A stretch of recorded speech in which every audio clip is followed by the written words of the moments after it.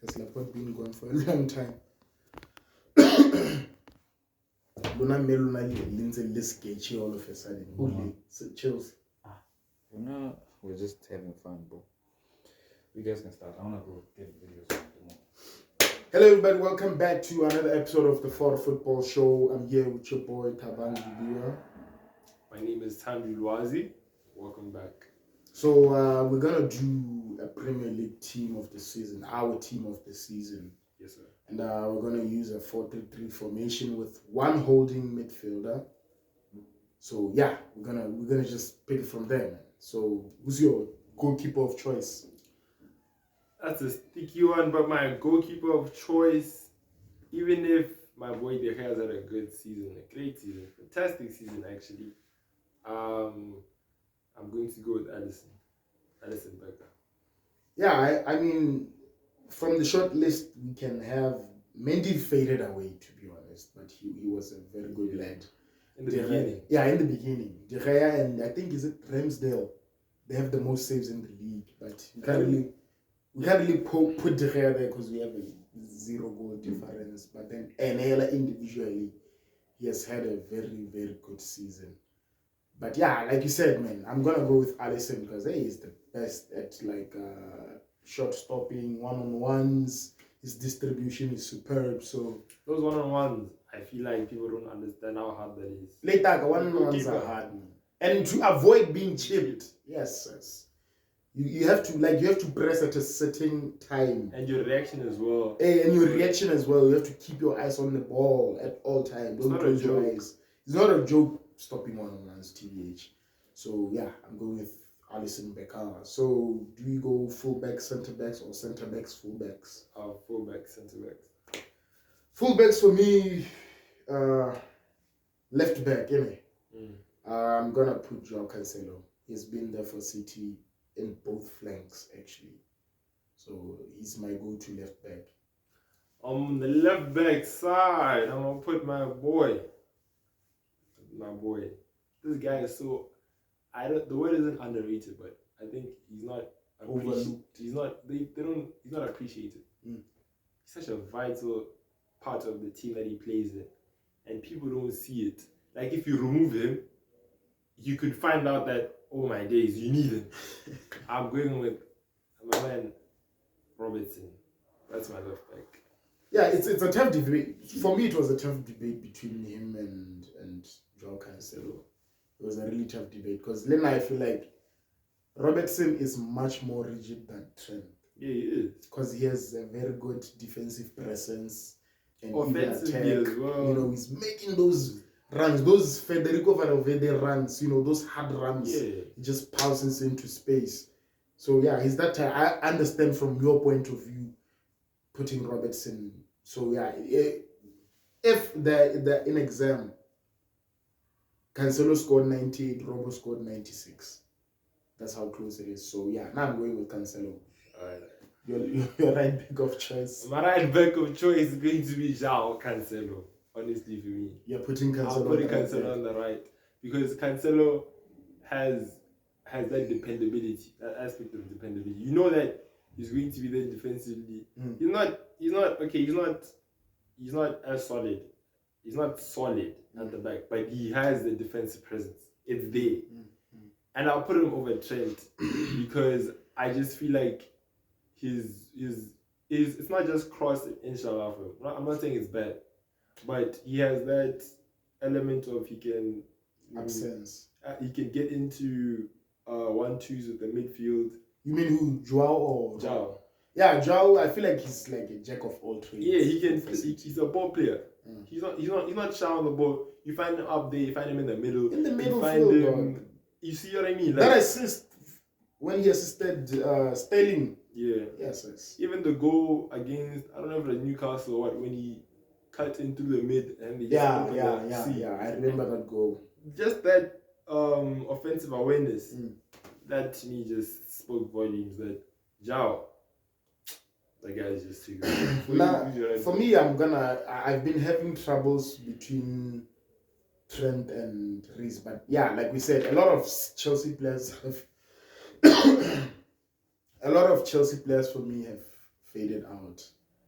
But Reece has like 14 assists because at the beginning of the season, like half of the season actually, Chelsea, their main creators and their main scorers have been their defenders. And Reece was that guy doing that job for them. But then it's the consistency in Trent because right now I think he's the player with the most chances created in the league. No, that's Bruno. It's Bruno. Yeah. Wasn't Trent on like 140 or something? Bruno had more. Fuck. Chances But created. Bruno Bruno had a bad season. Yeah, and I feel like those chances he created them one half of the season. Nah, I'm like the rest of the season, Bruno has been shite, man. No, the thing is, Bruno, it's not even right back, but you know what? Bruno, there are games where he's supposed to play as a 10, like a ball playing 10, and the days where yes, you can be that booted, inshallah, mentioned. But he does that way too often. Yeah, he doesn't know when to do it. The person who you should watch is Odegaard. Odegaard for Arsenal, he's around there to create the extra pass. To release stress in the midfield. No, for Odegaard, you know how he plays. There's option 1, there's option 2. You always go for option 3, the option that you never see. Exactly. Yeah, the passes that you don't see. Sometimes you don't have to always look for that extravagant pass. But anyway, that's still the midfield. But with Trent, kind of players like Trent, the good thing about Liverpool is the system. Like they know each other's weaknesses and strengths. Van Dijk knows, Matip knows Trent's weakness, Fabinho knows Trent's weakness. He's not really that good at defending, so let's just give him a solid platform at the back so that he can exploit his strength forward. So it's a very good fullback for me. Ghana fullbacks, they should be really contributing in your attack, and he's been that guy for Liverpool for quite some time now. So yeah, let's get into the centre backs now. Who's your first centre back? No doubt Van Dijk. For obvious reasons, we all know who Van Dijk is, the best centre back in the Prem. But then there are some oaks out there, some youngsters who are saying, apart from red cards, what else does Ramos have over Van Dijk? I'm like, you all are being disrespectful, but that's not the topic.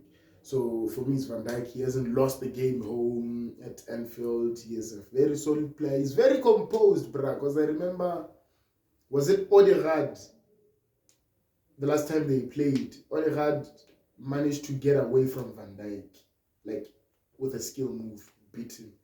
With Maguire, we know he's dead. He's dead. He's never making a recovery. But Van Dijk actually made that recovery, and he was already inside the box, composed, made the tackle. So we need that in a centre back, like the presence. You know, he's in the field. I'm gonna have to work twice as hard for me to score against Van Dijk. So for those reasons, Van Dijk is the guy, bro. For me, my first centre back, I'm gonna go with Antonio Rudiger. That guy is crazy. Fair enough. That guy is too crazy. I don't know. I didn't rate him at first, when I saw him. I feel like that checked me more. I didn't know your game, but now I get you. Like now I understand who you are. Antonio Rudiger has to be there in your defense. That guy will sacrifice his limbs for you. Bruh, you saw when he was sacrificing his balls, though. Right, that guy said to save a ball. He will fight for your team. That's what you need in a player, in a centre back. True. That's my centre back pairing. Yeah. I would also, the short list kind of for me right now is either Ruben Diaz, Rudiger, or Thiago Silva. But then I'm going to go with Rudiger because kind of with Thiago Silva and Ruben Diaz, it's more of like a Van Dijk. They have the composure, they have the control, they can organize the backline. So we can't have two folks doing the same thing. We always need that one centre back, that rough, ratchet centre back who makes tackles out of nowhere, bruv, who can man-mark your best player in the field. And Rudiger for me is that guy too. So I'm going with Rudiger on that spot. For me, my second spot is not going to go to the model merchant that we know is BVD. Who's it? My second pick is going to go to my man, one and only Ruben Diaz. Fair enough, bruv. Nah, Ruben Diaz is just. He's a menace as well. No, he's immense. I agree with that. However, he's even there in my short list. We have like 4 quality centre backs, but then we can only go with 2. Yeah, but So, that's all I can say. Ruben Diaz. No, I mean, the name speaks for itself. When you say Ruben Diaz, when you say Van Dijk, what more should we tell you? You know the story. You know the story. If you watch football and watching this video, you know what it's about. You guys have 5 minutes, guys. 5 minutes. Yeah. Fuck, let's wrap it up. Yeah, we'll make it. Moving on to our number 6, bruv. Declan Rice. I don't think you can argue. I'm going with Declan Rice. I'm going Declan Rice as well. But shout out to Fabinho, to Rodri. Yeah, shout out to them. They've been good. Shout out to Højbjerg. Shout out to, Højbjerg is actually a bargain for Spurs, bruv. How they got him still amazes me. But yeah, Declan Rice, the dependability, the leadership. God, he's there, you know. His age and how he acts. West Ham can count on him. He can push with the ball forward. He can defend.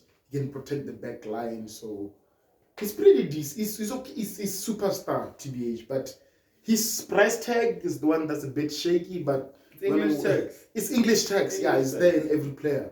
So now I'm going with Declan Rice. We're both going with Declan Rice TBH. So who's your number 8?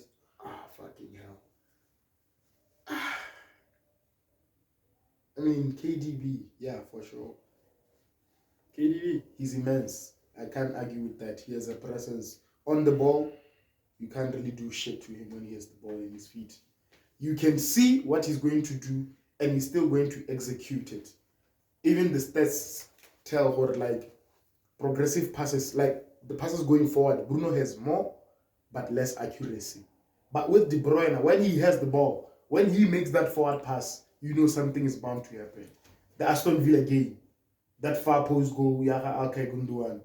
So yeah, that's his trademark. I feel like that's his trademark crossing.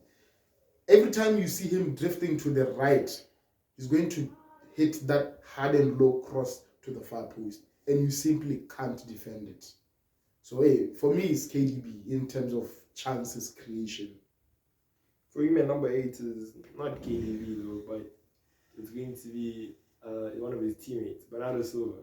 Bernardo Silva is just, you don't notice him, but he's there, he's around. And he does everything a number 8 needs to do. He collects, he distributes, he roams, he scores, he assists. For me, that's my number 8. No, I understand. Because like, in terms of like Bonet, stats, goals and assists, he might not have as many, but he gets the job done on the midfield. Exactly. So yeah. As well as dependability. Bernardo Silva was really injured this season. Always available. Played Prem and Champions and everything, but he was always there. That's another reason. So your other side of the midfield?